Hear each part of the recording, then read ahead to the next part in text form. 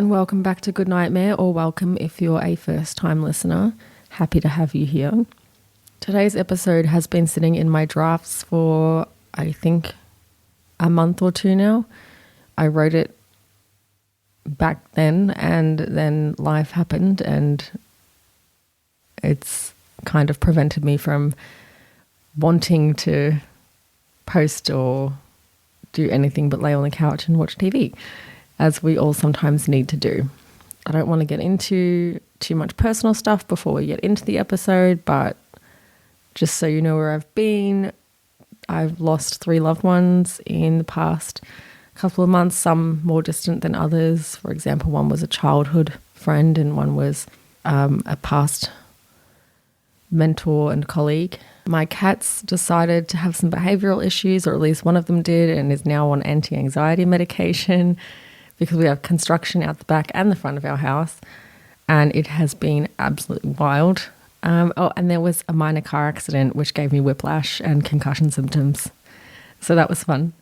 Everything's fine now and we're moving forward.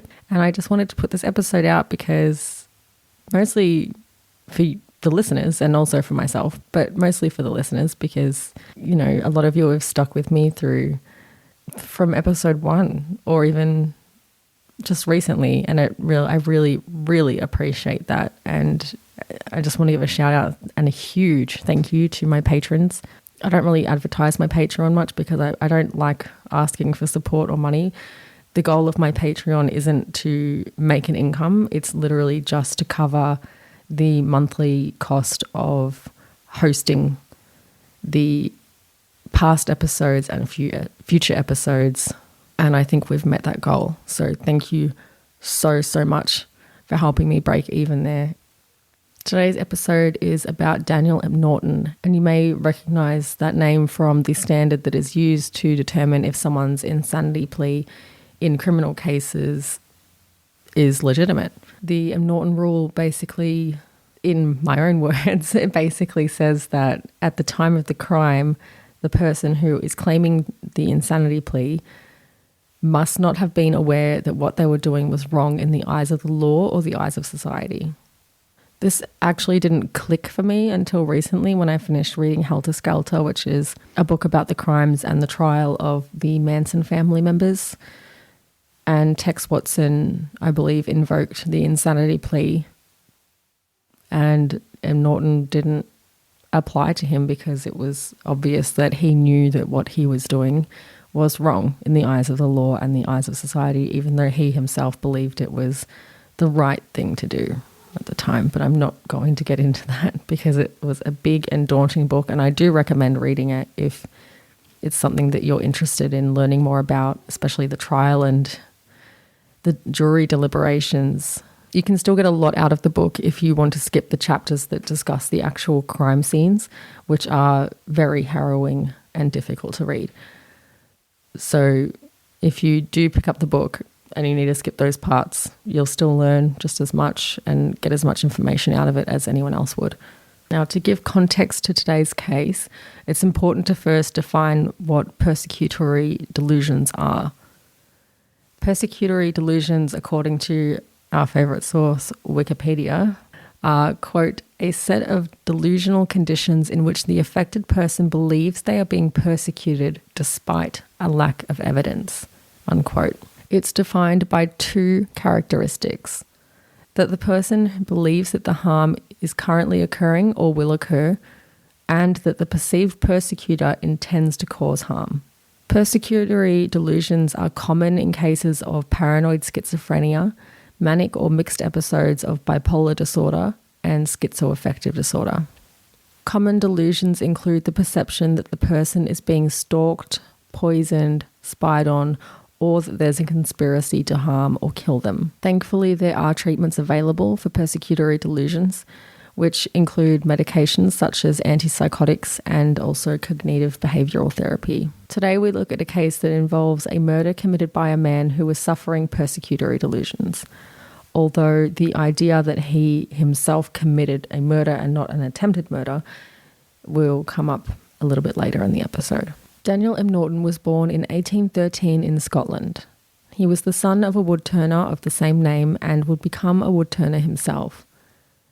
M. Norton moved to live with his father and work at his workshop after his mother Ada's death. In 1835, after being rejected for a partnership at his father's workshop 3 years prior, M. Norton opened his own woodworking shop. M. Norton's business was successful. He was hardworking and he was frugal and he was studious. He taught himself French so that he could read La Rochefoucauld and harboured radical political views. In 1840, he gave up his business and moved to Glasgow, visiting France during this time as well.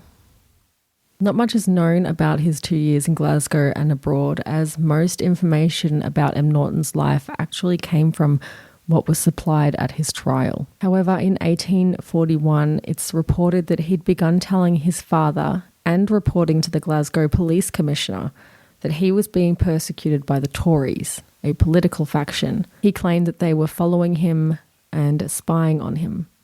No one believed what he'd told them, and in fact believed that he was suffering from delusions.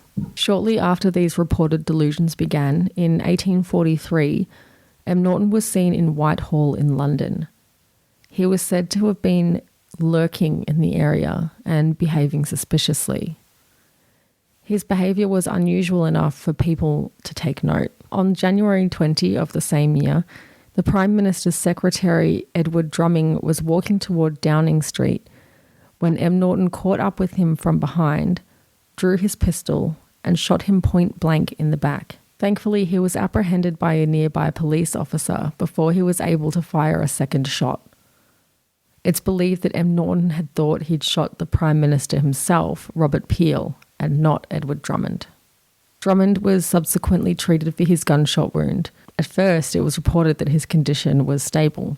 However, due to complications resulting from the gunshot wound and possibly the treatment of the wound itself, which was bleeding and leaching used to purify or reduce the bad blood in one's system, Drummond passed away within the week. When appearing in court, M. Norton made a brief statement. As recorded in R. Moran's 1981 book, Knowing Right from Wrong, The Insanity Defence of Daniel McNaughton, quote, "The Tories in my native city have compelled me to do this. They follow, persecute me wherever I go, and have entirely destroyed my peace of mind. It can be proved by evidence. That is all I have to say," unquote. M. Norton was put on trial for murder and had a defence team rapidly assembled. Trial took place on the 2nd and 3rd of March 1843. His defence was insanity. Both the defence and the prosecution teams agreed that M. Norton was suffering from delusions of persecution. The prosecution, however, argued that this did not diminish his responsibility in the murder. The prosecution's witnesses testified M. Norton appeared to be, quote, "generally sane," unquote. However, these statements were countered by others who were then able to speak on M. Norton's strange behaviours and his reports that he'd been spied on and followed by the Tories in the years leading up to the murder. There was no medical expert called to testify, and the jury was advised that if M. Norton was found not guilty by reason of insanity, that he would be cared for appropriately. The jury didn't take time to deliberate at all. They immediately returned a not guilty verdict. M. Norton was then sent to the State Criminal Lunatic Asylum, where he was described as reserved and quiet. Aside from one record of a hunger strike that resulted in staff force-feeding M. Norton, his years at the asylum were uneventful. In 1864, he was moved to the New Broadmoor Asylum, where he passed away shortly after on May 3rd, 1865. As mentioned earlier, an alternate theory was proposed in 1843 as to the ultimate cause of death of Drummond. The surgeon who had performed the operation was opposed to the practice of leeching and bloodletting and suggested that Drummond hadn't died of his gunshot wound, but had actually died of blood loss from his treatments. In Moran's Knowing Right from Wrong, he suggests a theory that M. Norton may have been hired to complete the assassination and that his delusions were based in truth, that he feigned insanity after the murder to protect himself. I'm not sure that I agree with that theory, though I can't say that I've read the book myself, so I don't know what evidence Moran is putting forward.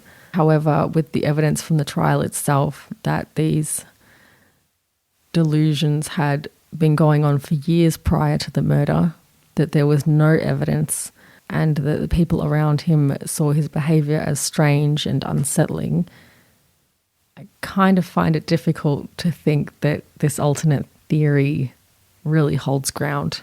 I'd love to hear your thoughts. If you want to comment on the post in the Facebook group, which will be linked in the show notes, you're also welcome to provide other suggestions or requests for episode topics to cover.